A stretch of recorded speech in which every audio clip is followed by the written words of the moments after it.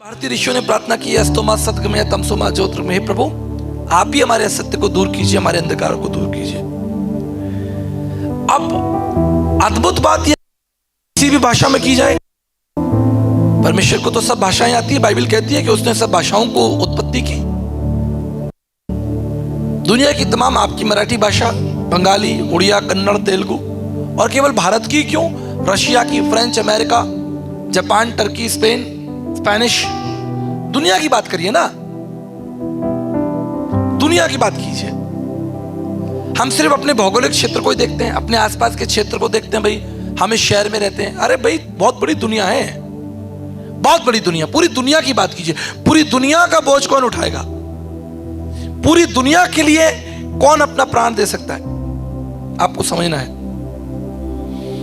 इस संसार में केवल परमेश्वर जो है वो समस्त मानव जाति का बोझ उठा सकता है। उसका केवल एक ही कारण है कि समस्त मानव जाति का रचयिता वो स्वयं है। इसको समझ लीजिए, इस रहस्य को। वो हमारा बोझ क्यों उठाता है? प्रभु का वचन क्या कहता है? ये सब परिश्रम करने वाले लोगों और बोझ से दबे लोगों, मेरे पास आओ, मैं तुम्हारा बोझ उठाऊंगा और तुम्हें शांति दूंगा। भाई आप क्यों उठाएंगे? आप कौन है? प्रश्न उठता है, आप क्यों मेरा बोझ उठा रहे हैं?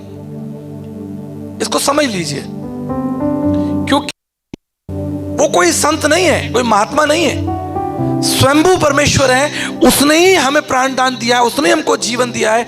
वही प्रभु है। आदि में वचन था, वचन परमेश्वर के साथ था, और यही वचन परमेश्वर था, और यह वचन देदारी हुआ। तो आपको यह समझना होगा कि वो आपका बोझ उठाने को क्यों तैयार है। मैं एक उदाहरण देता हूं। मैं ट्रेन में यात्रा कर रहा था, तो हमारे साथ एक बहुत बीमार बच्चा था, छोटा बच्चा था, जिसकी उम्र लगभग करीब करीब साल, 1.5 साल रही होगी। बहुत बीमार था। तो उसकी माँ उसको लेके बैठी हुई थी, लंबी यात्रा थी। मैं भी ऊपर से देख रहा था कि ऊपर सीट पर खड़ा था। मैं कहा, प्रभु इनकी यात्रा बड़ी कठिन है, इन पर दया कीजिए। नीचे लोग बैठे हुए थे, बातें कर रहे थे। कोई राजनीति की बात कर रहा है, कोई मौसम की बात कर रहा है, कोई कह रहा है गाड़ी लेट चल रही है, कोई कह रहा है मूंगफली खा लो। तो लोग बातचीत कर रहे हैं अपनी, और मैं उस बच्चे की थोड़ी चिंता कर रहा हूं, क्योंकि वो हृदय मेरे अंदर है। मैंने कहा चलो भाई मैं इसके लिए लेटे लेटे प्रार्थना करूं। इतने में क्या हुआ, उस बच्चे ने उल्टी कर दी, वॉमिट कर दी। वॉमिट करते ही वहां भगदड़ मच गई, सब भाग गए इधर उधर। लोग जो बड़े राजनीति, बड़े धर्म की बात कर रहे थे, बड़ा ज्ञान दे रहे थे, भाग गए इधर उधर। बच्चे ने उल्टी की, उसकी स्मेल इतनी भयानक थी, तो वो सब ज्ञानी लोग इधर तितर बितर हो गए। लेकिन मां नहीं भागी। मन तो मेरा भी क्या कि चलो भाई निकल जाओ यहां से, लेकिन मुझे वो दृश्य, परमेश्वर बात कर रहा था। परमेश्वर उदाहरणों में ही तो बात करेगा। कैसे बात करेगा मुझे बताइए आप। प्रभु यीशु मसीह ने कहा, आकाश के पक्षियों को देखो, उसको देखो, सिक्का देखो, देखो नदी देखो। प्रभु ने कहा, इस दृश्य को देखो। मैं ऊपर से देखने लगा। अब उस माँ ने जो है वो अपने सारा जो आंचल था उससे सारा उस गंदगी को लपेटा, जाके धोकर आई पूरा। उसको कम से कम 10 मिनट लग गया। परमेश्वर मेरे हृदय में बात करने लगा। उसने कहा कि सब भाग गए, लेकिन ये मां नहीं भागी। क्यों? क्योंकि वो जननी है। जिसने जन्म दिया वो नहीं भागेगा। कितनी माताएं मेरी यहां बैठी हुई हैं, जो जननी है वो नहीं भागेगी, जनक नहीं भागेगा। हम किराए के मजदूर थोड़ी हैं जो हम भाग जाएंगे अपने बच्चों को छोड़कर। हम अंत तक उनके लिए खड़े रहेंगे, हम अपने आप को दे देंगे। मैंने एक उदाहरण अभी पिछले दिनों सभा में बता रहा हूं। दिल्ली एम्स हॉस्पिटल में मैं एक जवान बच्चे के लिए प्रार्थना करने गया। तो जी क्या हुआ कि एक जवान लड़के को स्ट्रेचर पे लाया जा रहा था। उसका सर्वर फटा हुआ, आंख वांख फटी हुई, पूरा खून खून। तो डॉक्टर्स की भीड़ लग गई। तो जवान लड़का था, करीब 28-30 साल उम्र हो रही होगी। तो उसके पिताजी ने डॉक्टर के पैर पकड़ लिए, बोले डॉक्टर साहब इस बच्चे को बचा लीजिए, अगर ये मर गया तो मैं मर जाऊंगा, मैं आत्महत्या कर लूंगा। और ये कहते कहते उसने अपने सर से पगड़ी उतारकर डॉक्टर्स के पैरों में रख दी। ये बड़ा रहस्यमय, मैं कह सकता हूं कि बड़ा ही रहस्यपूर्ण चित्र था वो। केवल गंभीर व्यक्ति ही इस व्यक्ति को समझ सकता है। चालाक लोग इन बातों को नहीं समझ पाएंगे। जिनके अंदर हृदय करुणा है वो इन बातों को समझेंगे। उस पिता ने अपनी पगड़ी को डॉक्टर्स के पैरों में रख दिया और कहा कि डॉक्टर साहब मैं अपनी पगड़ी आपके पैरों में रख रहा हूं, मेरे बेटे को बचा लीजिए। क्या ऐसी बात थी कि उस पिता ने अपनी पगड़ी, अपना सम्मान डॉक्टर्स के पैरों में रख दिया, क्योंकि वो पिता था।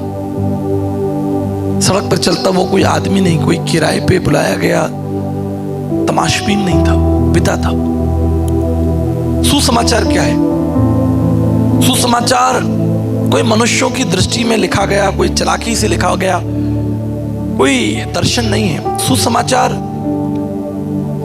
स्वयं परमेश्वर की ओर से समस्त मानव जाति के लिए एक उपाय है। मुझे बड़ा दुख लगता है जब लोग इस सुसमाचार का विरोध करते हैं, हाय हाय करते हैं, नारे लगाते हैं, मसीह समाज का विरोध करते हैं। अरे ईसाई, अरे भाई कोई ईसाई नहीं बन सकता। हम इस लायक ही नहीं है कि हम ईसा मसीह के समान बन जाए। वो कितने पवित्र, कितने महान, कितने दयालु। हम क्या धर्म क्या होता मुझे बताओ आप। मैं बड़ी स्पष्टता से पूछता हूं। प्रभु यीशु मसीह ने उन लोगों के संग खाना खाया जिनको आप देखना भी पसंद नहीं करेंगे। कोढ़ियों के संग बैठे, अनाथों के संग, विधवाओं के संग बैठे, बीमार लोगों के सर पर हाथ रखा। आप नहीं कर सकते, कोई मनुष्य नहीं कर सकता। परमेश्वर मनुष्य बन गया, इस संसार में मनुष्य बनकर 33.5 साल तक रहा। ये शुभ संदेश है, ये कोई कर्मकांड नहीं है। जिन चीजों को आप देखना और छूना नहीं चाहते, उन चीजों को प्रभु ने कहा कि ये मेरे ऊपर डाल दो। तुम अपने सारे पाप, अपने अधर्म, अपनी अज्ञानता मुझे दे दो, मुझे तुम्हारा ध्यान है। I take care of you. ये कोई नहीं कर सकता, कोई कर ही नहीं सकता। मैं आपको बता रहा हूं, लोग आपको ज्ञान दे सकते हैं लेकिन जान कोई नहीं दे सकता आपके लिए। Nobody can taste death for you। तुम्हारे लिए कोई मृत्यु को नहीं चखेगा। जैसी मृत्यु आएगी तुरंत निकल लेगा। मृत्यु छोड़ो, कोई पुलिस आएगी तो ही निकल लेगा। पड़ोसी के पास अगर पुलिस दरवाजा खटखटाए शाम को, ठक ठक ठक ठक, 4 आदमी दूर से ही देखते भाई क्या हो गया। अगर पुलिस को देखकर तुम्हारी हालत ऐसी खराब है तो सोचो परमेश्वर को देखकर कितनी भयानक होगी। होता ना, किसी पड़ोसी की अगर पुलिस आ जाती है तो हम दूर से झांक के देखते हैं। हम कभी नहीं जाते आगे बढ़कर कि भाई क्या बात हो गई, हमें बताओ। ये हमारा बड़ा अच्छा मित्र है, बड़ा अच्छा सहयोगी है, हमारा पड़ोसी है, हम जानते हैं, हम इसकी गारंटी लेते हैं। लेकिन प्रभु क्या कहते हैं? मैं जानता हूं तुम कमजोर हो, मैं जानता हूं तुम अकेले हो, मैं जानता हूं कि तुम्हें मेरी आवश्यकता है। इसलिए मैं बहुत कम समय में और कम शब्दों में आपको महत्वपूर्ण बातें बता देना चाहता हूं, जो आपके हित के लिए होंगी, जो आपके लिए महत्वपूर्ण होंगी। परमेश्वर का वचन पवित्र शास्त्र बाइबल मत्ती 9 अध्याय 36 में लिखा है, और यीशु मसीह ने एक बड़ी भीड़ को देखा और तरस से भर गए। When Jesus saw a big crowd, multitudes, 5000 लोग, प्रभु यीशु मसीह तरस से भर गए, करुणा से भर गए। सामर्थी परमेश्वर। देखिए बात याद रखिएगा, कोई व्यक्ति धनवान हो, बुद्धिमान हो और सामर्थी हो, धनवान हो, बुद्धिमान हो और सामर्थी हो, और उसके बाद में भी वो करुणा में है, ये एक रहस्य है। डॉक्टर एपीजे अब्दुल कलाम, मैं धन्यवाद करता हूं, मुझे अवसर मिला कि मैंने उनको सुसमाचार दिया, उनके लिए प्रार्थना की।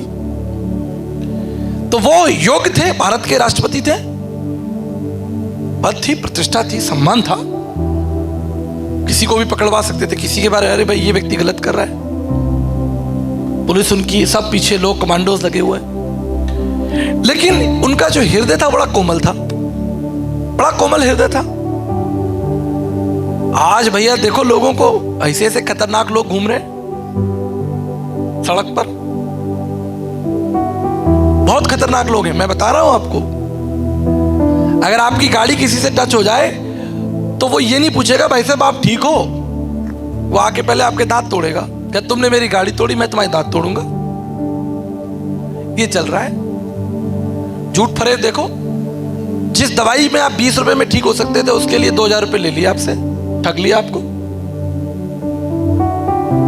जो आप 50 रुपए में ठीक हो सकते थे उसके लिए आपसे 50,000 रुपए रखवा लिए। चल रहा है कि नहीं चल रहा है बताओ। मैं गलत हूं तो आप मुझे बता दीजिए। जो टेस्ट 100-200 में हो जाना चाहिए था उसके 4-4 हजार, 5-5 हजार, 10-10 हजार रुपए बिजनेस चल रहा है। गरीब आदमी कहां जाएगा? और कौन ठग रहा है? इंसान ही तो ठग रहा है। कोई शेर चीता तो आपको काटने नहीं आ रहा, कोई जंगली जीव तो नहीं आपको काटने आ रहा, सब अपने अपने घरों में बैठे। खतरा आपको किससे है? इंसान से ही है। ना हो तो आप मुझे बता दो कि मुझे खतरा नहीं है। खतरा ही खतरा है सब तरफ। अब वो जो खतरनाक जो व्यक्ति है वो खतरनाक काम भी कर रहा है। अब साहब दिवाली के समय में मिठाई बनती है, टीवी में 10 दिन चलता है, 200 किलो नकली खोया पकड़ा गया। लो जी, अब मिठाई भी आप नहीं खा सकते, खोया नकली चल रहा। आप बताओ, मैं झूठ बोल रहा हूं तो? दवाइयां नकली चल रही, मिठाई भी नकली चल रही, दवाई भी नकली चल रही। कहां जाए इंसान? तो इंसान जो है पूर्ण रूप से भ्रष्ट हो गया, खत्म है। आप और मेरे पास अब कुछ भी नहीं है। कोई हमें जिंदा नहीं कर सकता, कोई धर्म का सिद्धांत, कोई व्यक्ति आपको नया नहीं कर सकता। इससे परमेश्वर का वचन कहता है, when Jesus saw a big crowd, उसने एक बड़ी भीड़ को देखा, उसका हृदय तरस से भर गया। आप जानते हो क्यों? क्योंकि वो एक भटकी हुई भेड़ों के समान लोग बैठे हुए थे। भटकी हुई भीड़, भूखी प्यासी कमजोर भीड़ जो है वो वहां पर बैठी हुई है। नैतिक मूल्य भ्रष्ट हो गए, पारिवारिक मूल्य भ्रष्ट हो गए, खा गए लोग एक दूसरे को, नष्ट कर दिया। एक देश ने दूसरे देश को नष्ट कर दिया, एक राज्य ने दूसरे राज्य को नष्ट कर दिया। भैया अच्छा है, मुझे अभी बड़ा लफड़ा चल रहा है भाई भाषाओं को लेकर। मैं हिंदी बोल रहा हूं भाई, आपको स्वीकार होनी चाहिए। बड़ा लफड़ा चल रहा है भाई। अब तो मैं सोच रहा हूं सब भाषाएं सीख लूं, पता नहीं किस राज्य में जाके वही भाषा बोलनी पड़े। बहुत कुछ संसार में चल रहा है, बहुत कुछ। मिठाई से लेके दवाई से लेके सब नकली, सब भ्रष्टाचार चल रहा है। इंसान दुखी है, बहुत दुखी। आप दुखी नहीं हो? मुझे बताओ। शिक्षा का स्तर देखिए, बाप रे बाप। एक गरीब आदमी फीस दे दे के परेशान है, कहां से लाए? अपने बच्चों को पढ़ाए। 3 बच्चे हो गए तो अब पहले एक सपना होता था कि भाई 4-5 बच्चे होंगे तो आगे चलकर पिताजी को संभाल लेंगे, 3-4 बच्चे होंगे। अब इतना कष्ट समय आ गया है कि माता पिता सोचते हैं कि भाई हम इनको खिलाएं कैसे, इनको पढ़ाएं कैसे। बहुत कष्ट। और पूरी दुनिया में, ऐसा नहीं कि आपके शहर में, पूरी दुनिया जो है भयानक रूप से खत्म हो चुकी है। इसी परमेश्वर का वचन क्या कहता है, सुन लीजिए ध्यान से, कि जब यीशु मसीह ने एक बड़ी भीड़ को देखा, उसे तरस आया कि ये बीमार लोग हैं, कमजोर लोग हैं, और उसने अपने शिष्यों से कहा कि इनके लिए भोजन की तैयारी करो। ये भोजन सिर्फ तो आपके पेट के लिए नहीं था, ये भोजन आपकी आत्मा के लिए था। जैसे आप शारीरिक भोजन करते हैं तो आपको बल मिलता है, शक्ति मिल जाती है, आप दौड़ सकते हैं, काम पे जा सकते हैं। इसी तरीके से प्रभु यीशु मसीह इस संसार में हमें आत्मिक भोजन देने के लिए, हमारी बुद्धि को नया करने के लिए,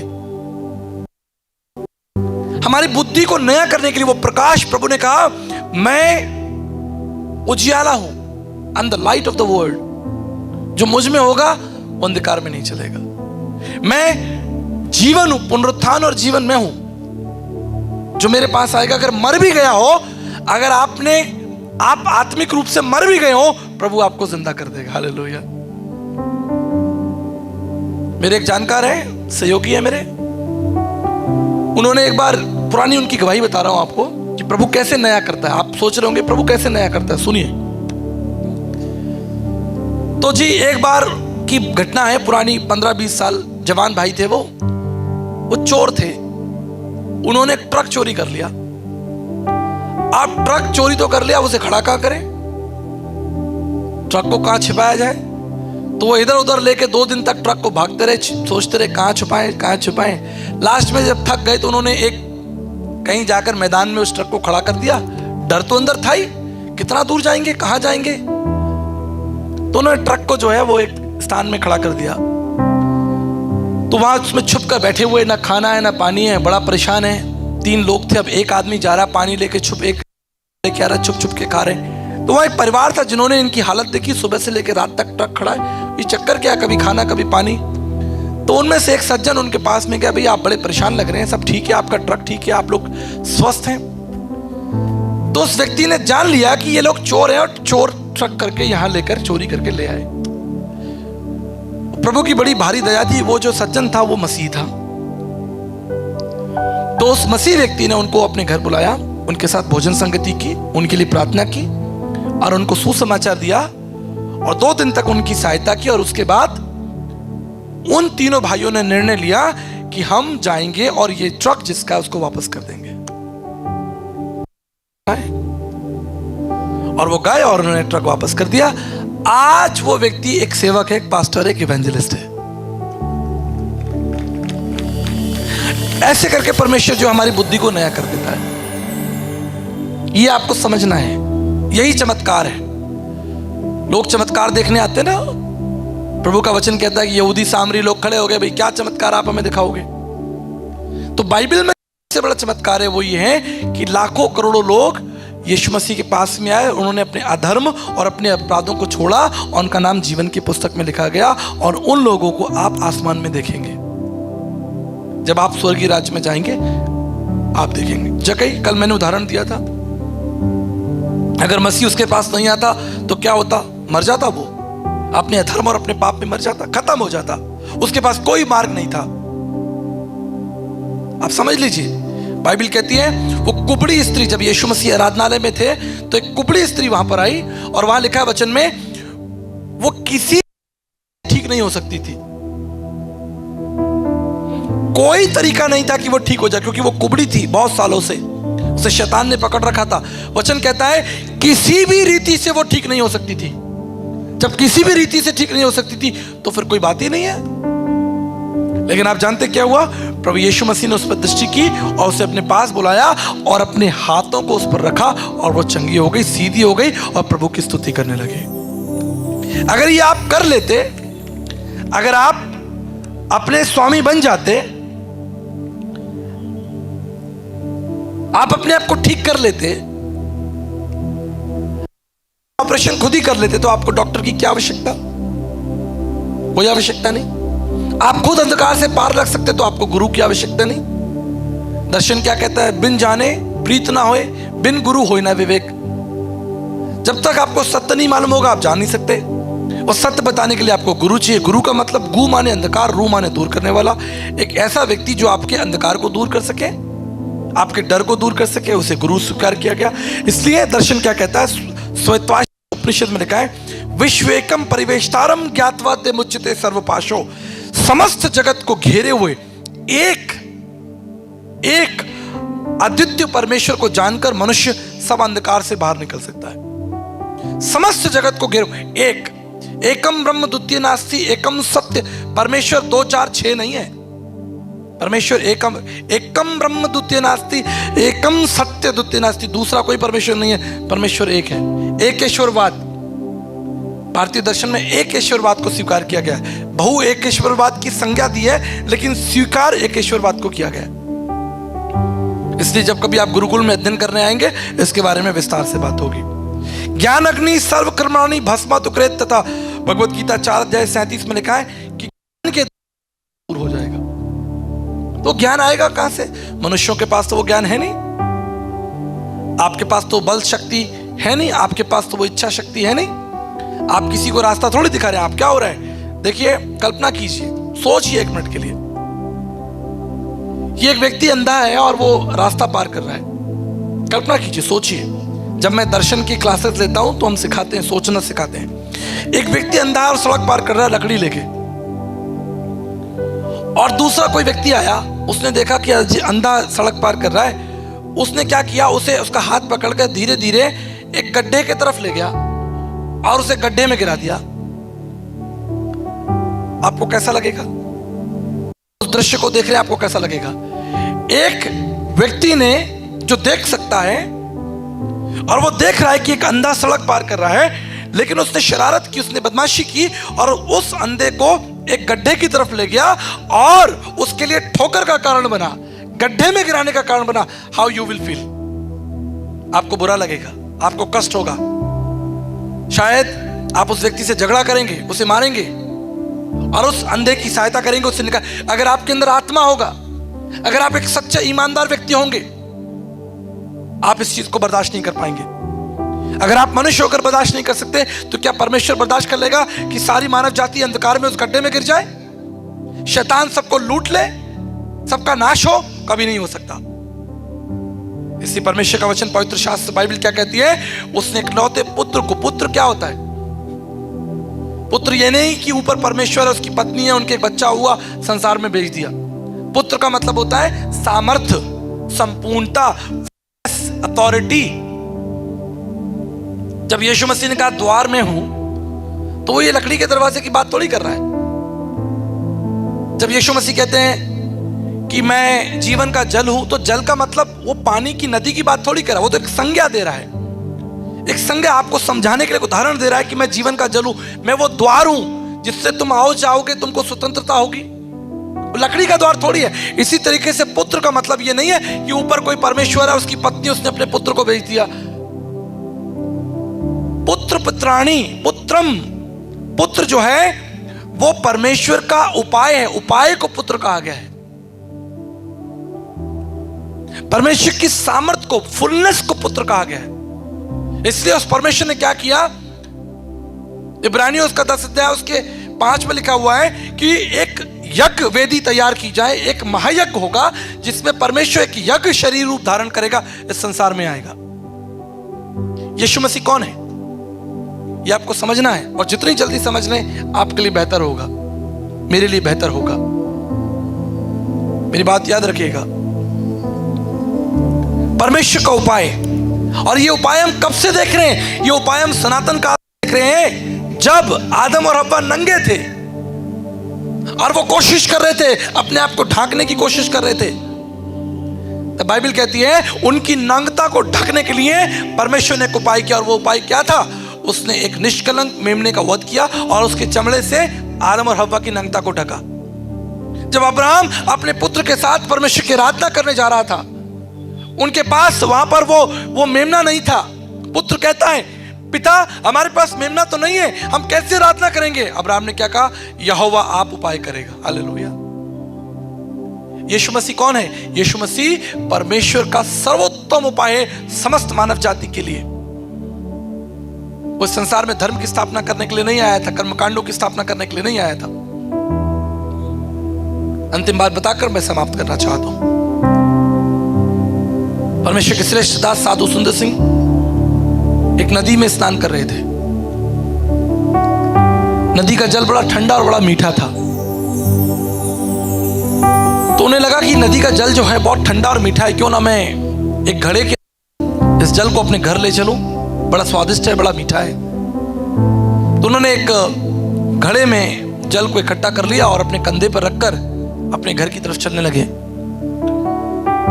ध्यान से सुन लीजिए। तो जब मार्ग में उस घड़े को लेकर जा रहे थे तो उनको थकान हुई। घड़ा कंधे पर आप रख लोगे 5 किलो का, 10 किलो का, तो थकान तो होगी। यहां से लेकर गेट तक जाओगे, थक जाओगे। उन्होंने कहा भाई मुझे थकान हो रही है। उन्होंने अपना घड़ा नीचे रखा, थोड़ा आराम किया, फिर घड़े को उठाया, फिर रखा, फिर चले, फिर आराम किया।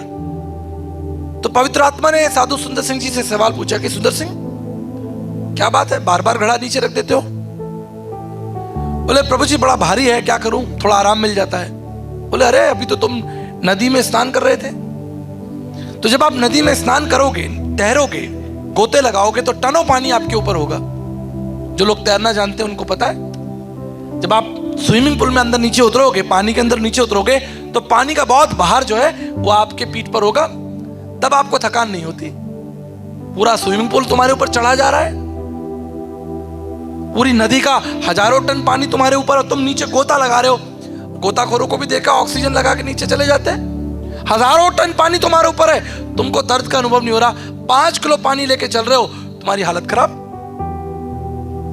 ये रहस्य, इसको समझ लीजिए। जब तक आप पाप में तैरते रहेंगे, आपको पाप का बोझ कभी पता नहीं चलेगा। आपको पता ही नहीं है कि आप पाप कर रहे हो। आपको तो आनंद आ रहा है लूटने में, खसोटने में। चोरी कर लो, उठा लो, डाका डाल लो, 2 रुपए की चीज 10 रुपए में बेच के। बीमार है, अच्छा बेटा तुम बीमार है, आओ बेटा आओ, हम बताते तुम्हें और बीमार करते हैं तुम्हें। लो दवाई ले जाओ 8,000 रुपए की।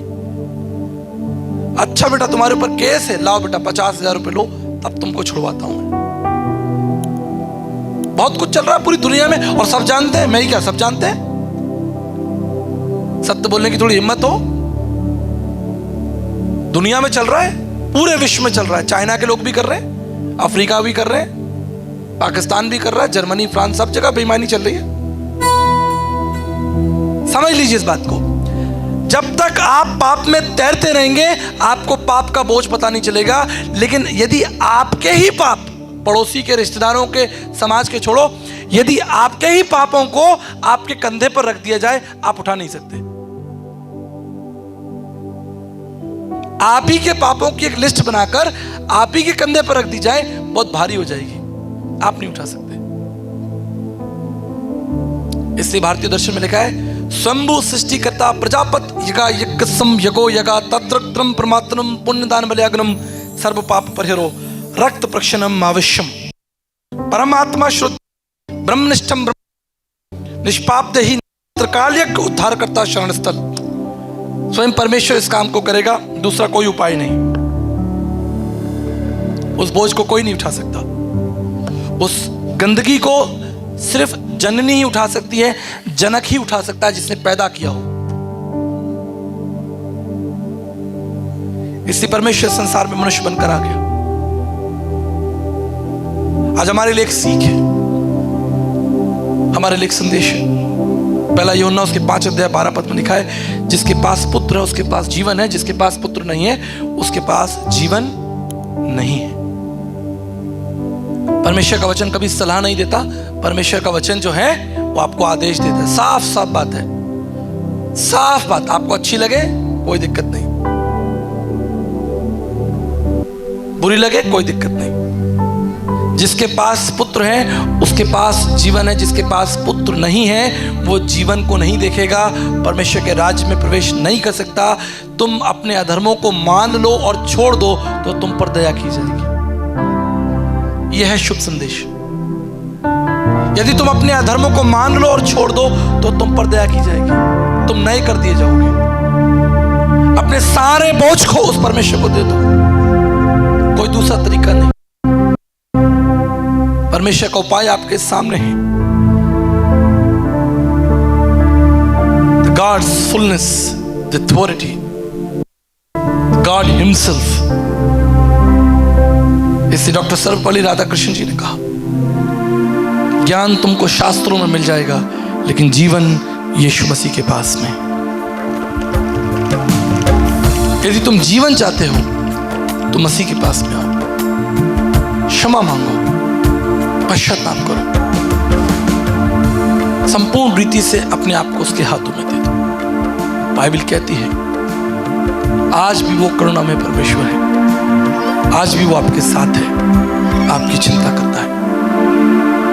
आप योग्य नहीं थे उस गरीब बच्चे के समान उस मॉल में पहुंचने के योग्य नहीं थे, बड़ी दुकान में पहुंचने के योग्य नहीं थे, लेकिन वो आया, उसने हमारा हाथ पकड़ा, उसने कहा मैं स्वर्ग से आया हूं, मैं तुम्हें अपने साथ ले जाऊंगा, मैं तुम्हारा बोझ, मैं तुम्हारा दाम चुकाऊंगा। I will pay for you, I will give you a good shoes. मैं तुम्हारे पाँव में जूते दूंगा और तुम्हें एक सुंदर वस्त्र पहनाऊंगा और तुम्हारे सर पर जय का मुकुट रखूंगा, और जहां मैं रहता हूं वहां तुम रहोगे। मैं तुम्हारे आंसू, मैं तुम्हारा नाम जीवन की पुस्तक में लिखूंगा। यदि तुम मेरे पास लौट आओ और अपना सब बोझ मुझे दे दो। उसने कहा मैं तुम्हारी चिंता करता हूं। दौड़ के विश्वासियों, परमेश्वर के श्रेष्ठ सेवकों, याद रखिएगा सुसमाचार कोई सिद्धांत नहीं है, कोई सिद्धांत नहीं। सुसमाचार परमेश्वर की सामर्थ्य है, परमेश्वर का प्रेम है। याद रखिएगा when God created heavens and earth it cost nothing। जब परमेश्वर ने संसार को बनाया उसका कोई पैसा खर्च नहीं हुआ, बस उसने कहा और संसार बन गया। When God created heavens and earth, इस संसार को बनाने के लिए कोई दाम नहीं चुकाना पड़ा, बस कहा और हो गया। लेकिन संसार को बचाने के लिए when the time to save the world, he paid everything। उसने अपना सब कुछ संसार के लिए दे दिया ताकि संसार बचा लिया जाए। बनाने के लिए कोई दाम नहीं, लेकिन बचाने के लिए एक भारी कीमत चुकाई है, उसका नाम यीशु मसीह है।